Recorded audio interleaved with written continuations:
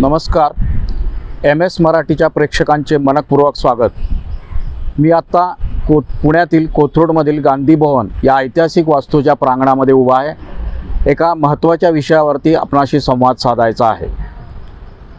महाराष्ट्र गांधी स्मारक निधी या संस्थेची ही गांधी भवन वास्तू, या वास्तूला एक मोठ्या प्रकारचं ऐतिहासिक महत्त्व आहे.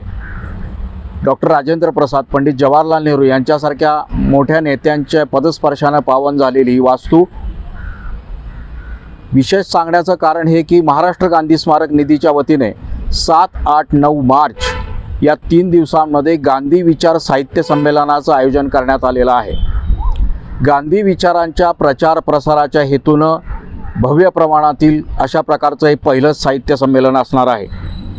या संमेलनाचं उद्घाटन ज्येष्ठ पत्रकार, संपादक, लेखक सुरेश द्वादशीवार हे करणार आहेत.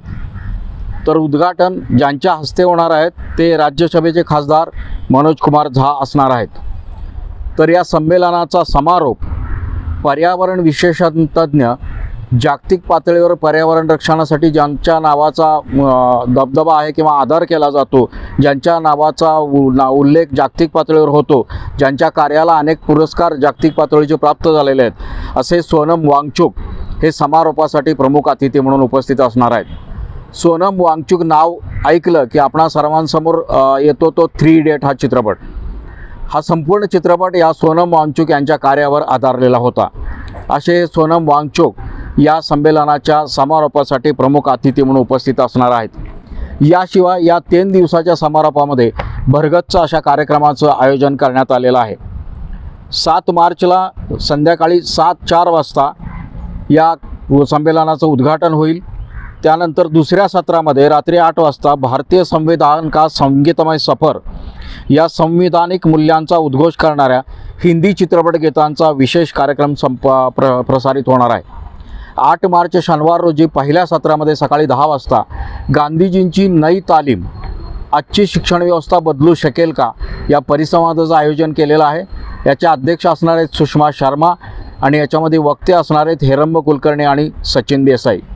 दुसऱ्या सत्रामध्ये सकाळी 11:30 वाजता गांधी आणि आंबेडकर, आधुनिक भारताचे शिल्पकार हा विशेष परिसंवाद प्रसारित होईल. याच्या अध्यक्ष असणार डॉक्टर कुमार सप्तर्षी, वक्ते डॉक्टर आनंद कुमार, डॉक्टर ऋषिकेश कांबळे आणि राहुल डंबाळे.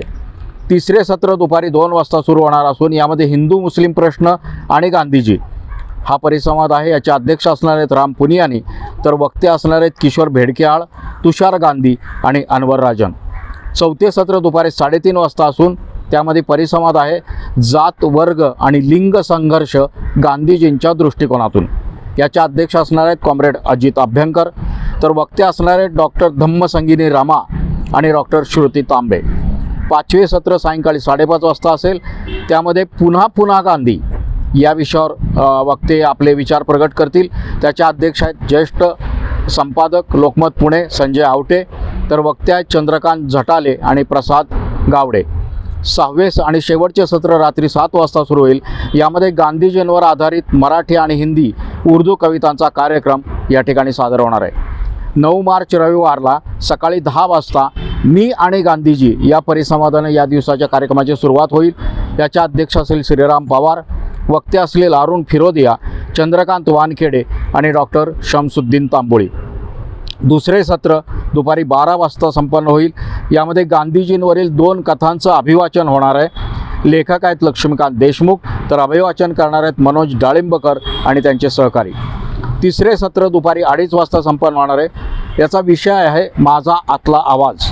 याच्या अध्यक्ष आहेत मेधा पाटकर, ज्येष्ठ सामाजिक कार्यकर्त्या, तर याचे वक्ते असणार आहेत मुख्य सल्लागार महाराष्ट्र ज्ञान महामंडळ मर्यादित MKCL विवेक सावंत आणि संचालक अहिंसा के रास्तेचे सचिन राय.